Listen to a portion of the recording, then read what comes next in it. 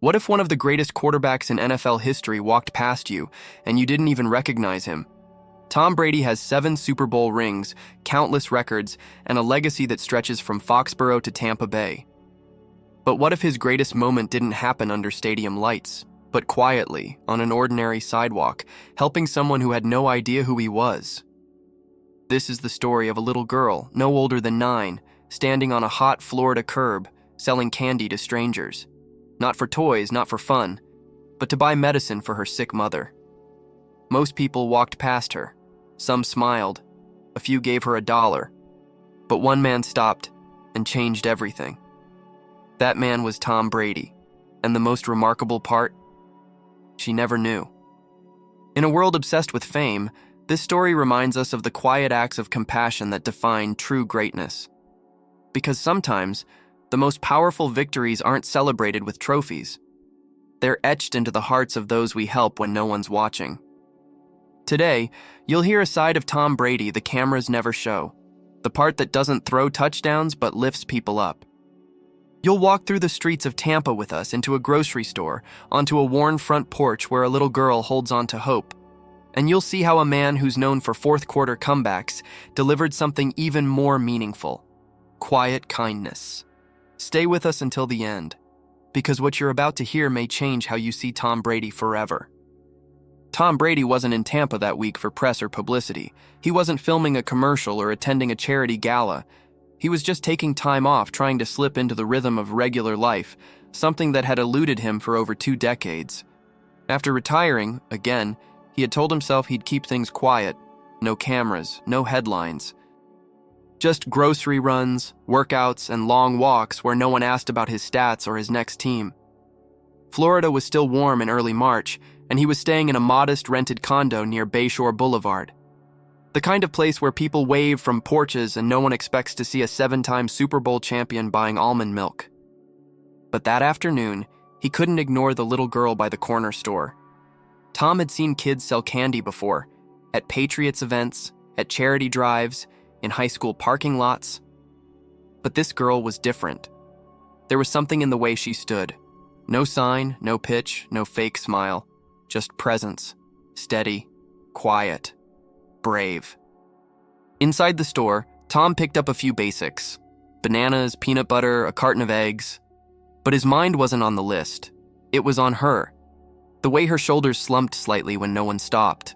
The way she clutched that plastic bag like it held more than chocolate. It reminded him of his own childhood in San Mateo. Not because he'd ever had to sell anything on a sidewalk, but because he knew what it felt like to be underestimated, to carry more than people realized. He thought about his parents, who worked hard to give him and his sisters everything they could. About the sacrifices they made quietly without asking for thanks.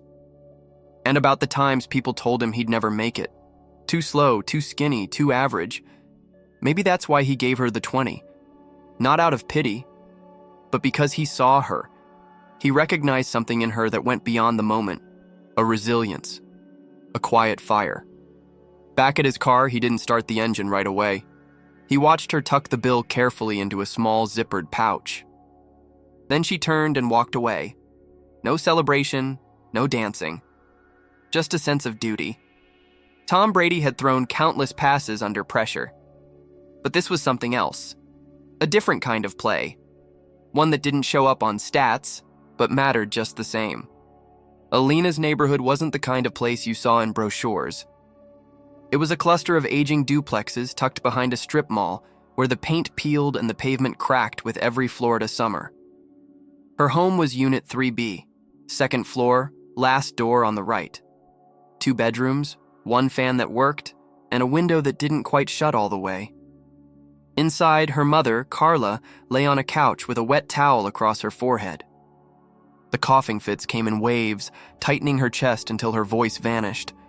She'd been working double shifts as a cleaner in downtown Tampa until a flu turned into something deeper. The clinic said bronchitis, maybe pneumonia, but they needed money before they could prescribe anything strong enough. Alina let herself in quietly, placing the $20 bill on the chipped coffee table like it was a winning lottery ticket. Her mother tried to sit up. "Where'd you get that, baby?" "A man bought a candy bar," Alina replied. Carla blinked. One candy bar for $20? Alina hesitated, then whispered. He said to keep the candy. Carla didn't ask more. She just closed her eyes and let out a tired sigh. That 20 would stretch, maybe cover part of the meds, maybe a little food. It wasn't enough, not by a long shot, but it meant Alina wouldn't have to stand in the heat tomorrow. Maybe her mom could rest just a bit easier tonight. What neither of them knew was that Brady, sitting 2 blocks away, was thinking about them too. He didn't know their names, didn't know their story, but he felt something nagging at him, an instinct he'd learned to trust both on and off the field. That sometimes when you're handed a moment, you don't just hand off the ball and walk away.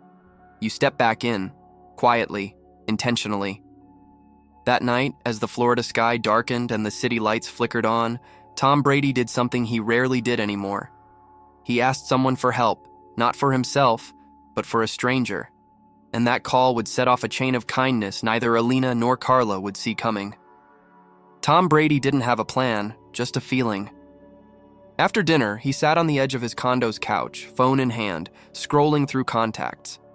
Most were people from his old life, teammates, coaches, agents. But he paused when he saw the name Jake McCall. Jake was a retired trainer who used to work with the Bucks community outreach programs. He'd stayed in Tampa even after Brady left the team, always close to the ground, always connected to the neighborhoods most people never thought about. Tom called. Brady? Jake answered, surprised. Hey man, sorry to bother you. You still helping folks down here? Jake chuckled. Always. What's up? Tom explained briefly. No names, just a little girl, a candy bag, a sick mom, and a feeling he couldn't shake. I don't want to make it weird, Tom said. I just think they could use a little help. Jake didn't need much more. Tell me where. The next morning, Jake drove to the corner store where Tom had met Alina. He asked the cashier, who pointed him toward the complex down the street. Within an hour, Jake found 3B. He knocked gently. Carla opened the door, weak but alert. Jake introduced himself as part of a local outreach program. No mention of Tom, just a neighborly visit, someone checking in. He left with a list of needs: antibiotics, groceries, a utility bill 2 months behind. Jake took care of it quietly, the way Brady wanted. No cameras, no press, just compassion. Back at his condo, Tom got Jake's text. All done. They're okay. She's a strong kid. Tom stared at the message for a long moment. He had faced defensive lines, roaring crowds, the weight of expectation. But this simple exchange of decency felt heavier, deeper. Maybe, he thought, this was what winning looked like now. Tom Brady didn't have a plan, just a feeling. After dinner, he sat on the edge of his condo's couch, phone in hand, scrolling through contacts. Most were people from his old life, teammates, coaches, agents. But he paused when he saw the name Jake McCall. Jake was a retired trainer who used to work with the Bucks' community outreach programs. He'd stayed in Tampa even after Brady left the team, always close to the ground, always connected to the neighborhoods most people never thought about. Tom called. Brady? Jake answered, surprised. Hey man, sorry to bother you. You still helping folks down here? Jake chuckled. Always. What's up? Tom explained briefly. No names, just a little girl, a candy bag, a sick mom, and a feeling he couldn't shake. I don't want to make it weird, Tom said. I just think they could use a little help. Jake didn't need much more. Tell me where. The next morning, Jake drove to the corner store where Tom had met Alina. He asked the cashier, who pointed him toward the complex down the street. Within an hour, Jake found 3B. He knocked gently. Carla opened the door, weak but alert. Jake introduced himself as part of a local outreach program. No mention of Tom. Just a neighborly visit, someone checking in. He left with a list of needs: antibiotics, groceries, a utility bill 2 months behind. Jake took care of it quietly, the way Brady wanted. No cameras, no press, just compassion. Back at his condo, Tom got Jake's text. "All done. They're okay. She's a strong kid." Tom stared at the message for a long moment. He had faced defensive lines, roaring crowds, the weight of expectation. But this simple exchange of decency felt heavier, deeper. Maybe, he thought, this was what winning looked like now. A week later, Alina and Carla sat on their worn-out couch, sharing a real breakfast for the first time in days. Scrambled eggs, toast, orange juice, the basics. But to them, it felt like a feast. Carla's cough had softened. The antibiotics were working. The power stayed on through the night. The weight in the room had lifted, just a little. Alina never asked where the help came from. A man had shown up, asked questions kindly, and then things got better. That was enough. Tom Brady, meanwhile, returned to his usual quiet routine. No one knew what he had done. He didn't tell his agent, didn't tweet, didn't share a thing. The story could have gone viral. NFL legend helps sick family in Tampa. But he didn't want that. He didn't need it. Because this wasn't about polishing his image. It was about something purer. He thought back to his own life, the days people assumed he was finished, the torn ACL, the time he was benched at Michigan, the scouts who passed on him in the draft. He remembered how many people had quietly believed in him when no one else did. His parents, his coach, a college teammate who stayed after practice with him when no one else would. Tom didn't make it to the top alone. No one does. He knew fame came with a platform, but he'd come to understand that real character showed in the moments no one saw. It wasn't about sideline speeches or comeback wins. It was about who you were when the cameras were off, when there was no applause, just a chance to do good or walk away. In that Tampa neighborhood, a little girl kept selling candy. Not out of desperation anymore, but to save up for something small, maybe a birthday cake for her mom, maybe school supplies. She still didn't know who the man was who changed their week. She might never know. But Tom Brady did, and for once, that was all that mattered. A few days later, Tom Brady walked the Tampa River Walk alone, sunglasses on, baseball cap pulled low. The breeze off the bay carried the scent of salt and sunscreen, the hum of boats drifting past.